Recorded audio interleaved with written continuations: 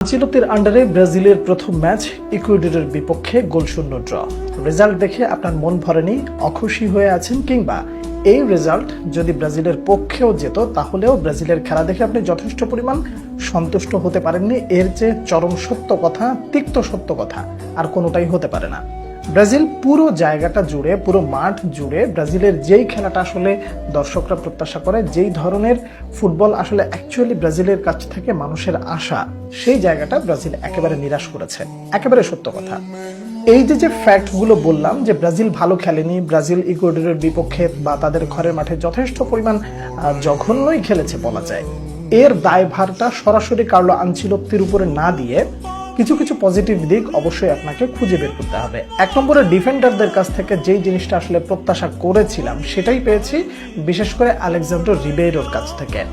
আমি বরাবরই বলেছি যে এই লোকটার উপরে আসলে আপনাকে বিশ্বাস করতে হবে, বা এই লোকটার উপরে বিশ্বাস করা যায়। তার কারণ হলো তিনি ক্লাব ফুটবলে যেইভাবে সার্ভিস দিয়েছেন, জাতীয় দলে এসে নিজের ডেডিকেশন সহ মার্কুইনহোসের সাথে খুব ভালো একটা জুটি আপনাকে উপহার দিয়েছে। বলা যায় মার্কুইনহোসের চেয়ে আলেক্সান্দ্রো রিবেইরো আপনাকে বেশি ইমপ্রেস করেছে।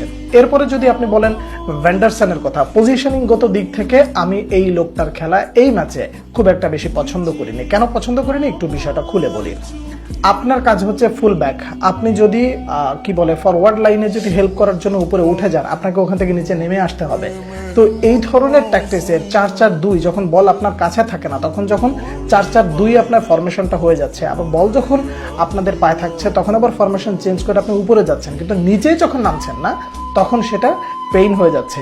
একে তো সাইজে খাটো, এবং ইকুয়েডর সবসময় সব থেকে বেশি এয়ারে বিট করার চেষ্টা করেছে, আর সেই জায়গায় বারবার ফল্ট করছিল। এজ লাইক রিয়াল মাদ্রিদের খেলাটা যদি আপনি দেখে থাকেন, তাহলে লুকাস ভাস্কেজকে যেভাবে প্রতিপক্ষ বিট করে ঠিক একইভাবে তাকে বিট করার চেষ্টা করা হয়েছে, এবং পরিপূর্ণভাবে তিনি ফল্ট করেছেন, এটা আমার কাছে ব্যক্তিগতভাবে মনে হয়।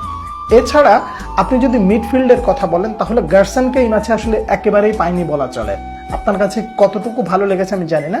গার্সেনের জায়গায় আন্দ্রে সান্তোসকে যখনই নামানো হয়েছে তখন মনে হয়েছে যে না, এখন বোধহয় আর একটু বেটার। খেলা যত সময় পিছায় গেছে, অর্থাৎ শেষ সময়ের দিকে যত আগে এগিয়েছে, তখন ব্রাজিল কিছুটা রিদমে ফেরার চেষ্টা করেছে, কিন্তু আসল কাজটা তো আসলে আপনাকে শুরু থেকেই করতে হবে।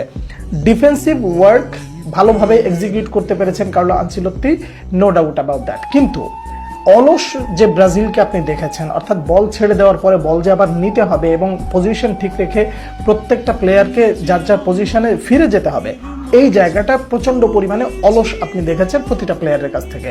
মিডফিল্ডে ব্রুনো গিমারাইজ এবং ক্যাসিমিরোর যে মিশেলটা আসলে দেখতে পেয়েছি, সেটা অ্যাকচুয়ালি বলা যায় যে পজিটিভ সাইন এখন পর্যন্ত। কিন্তু প্রতিপক্ষের মাঠে গার্সেনের সাথে আসলে অন্য যে দুইজন মিডফিল্ড আছে, তাদের কানেকশনটা খুব ভালোভাবে আমরা দেখতে পাইনি। ওই জায়গাটা যদি আন্দ্রেস পেরেইরা থাকতেন তাহলে সব থেকে বেশি ভালো হতো বলে আমি মনে করছি। এছাড়া ভিনিসিয়াস জুনিয়রের কাছ থেকে ভালো খেলা আপনি দেখেছেন, কিন্তু বল ছেড়ে দেওয়ার পর যে দাঁড়িয়ে থাকা, এইটা আসলে প্রত্যেকটা প্লেয়ারের ভেতরে কম বেশি দেখা গেছে। অর্থাৎ শুধুমাত্র ভিনিসিয়াস জুনিয়র না, প্রত্যেকটা জায়গায় আমি দেখতে পেলাম যেটা বল ছেড়ে দেওয়ার পরে ইকুয়েডর যেভাবে বল হারানোর পরে প্রেস করতেছে, ব্রাজিল একই প্রেসটা করছে না। ব্রাজিল প্রেস করার ক্ষেত্রে ফরওয়ার্ড লাইনে যারা রয়েছে তারা প্রেস করলেও দিন শেষে মিড থেকে আসলে যে প্রেসটা করতে হয়, সেই প্রেসটা একেবারে পাওয়া যায় নাই। আমি ব্যক্তিগতভাবে একটা সাবস্টিটিউশন নিয়ে খুব বেশি আফসোস করছি এই মুহূর্তে, সেটা হলো মার্টিনেল্লিকে না নামিয়ে ওই জায়গাটা যদি অ্যান্টনিকে নামানো যেত তাহলে বোধহয় খুব বেশি ভালো হতো। তার কারণ অ্যান্টনি রিসেন্ট টাইমে ওই জায়গাটায় যেভাবে পারফর্ম করছে, সেক্ষেত্রে আমার কাছে মনে হয় মার্টিনেল্লির চেয়ে অ্যান্টনি সব থেকে বেশি ডিজার্ভিং ছিল। পুরো ম্যাচ জুড়ে ব্রাজিল এবং ইকুয়েডর যথেষ্ট ভালো খেলা হয়েছে, এইটা বলার আসলে কোনো প্রকার সুযোগ নাই। বরং বলা যেতে পারে ইকুয়েডর তাদের ঘরের মাঠে যথেষ্ট পরিমাণে ভালো খেলেছে। ইনফ্যাক্ট ব্রাজিল যদি ইকুয়েডরের বিপক্ষে হেরেও যেত তাও খুব একটা অবাক করার মতো ছিল না। তবে ব্রাজিলের ডিফেন্ডাররা যেভাবে নিজেদেরকে রক্ষা করেছে, এতে অবশ্যই প্রশংসার দাবিদার একজন ব্যক্তির নাম মোটা দাগে বলতে হবে, যেটা আগেও বলেছি, তিনি হচ্ছেন আলেক্সান্ডার রিবেইরো। তো ব্রাজিলের পুরো খেলাটা দেখে ওভারঅল আপনি সন্তুষ্ট হন নাই, এটা ঠিক আছে।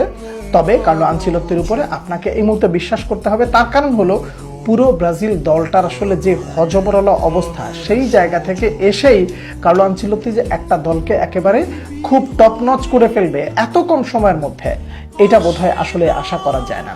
শেষ পর্যন্ত ম্যাচটা যদি ব্রাজিল জিততো তাহলে কার্লো আনচেলত্তির যাত্রাটা অনেক সুখকর হতো। তবে এই ড্রতেও আসলে খুব বেশি মন খারাপ করার কারণ নেই। তার কারণ হলো কার্লো আনচেলত্তি এই দলটাকে নিয়ে খুব বেশি সময় পাননি। সমালোচনা অবশ্যই আপনিও করতে পারেন, আপনি ব্রাজিলের খেলা দেখে খুশি হননি, সেটা অবশ্যই আপনি করবেন, কিন্তু সেটার জন্য একটা যথেষ্ট সময় আছে।